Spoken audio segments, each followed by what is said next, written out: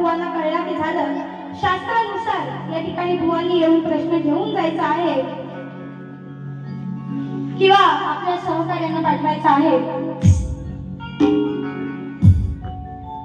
आणि माझा हा प्रश्न बुवांना पूर्वीपासून आहे. बुवांनी प्रयत्नही सुंदर केलेला आहे. एक उत्तर बुवांनी सांगितलेलं आहे, परंतु उरलेल्या 2 प्रश्नांची उत्तर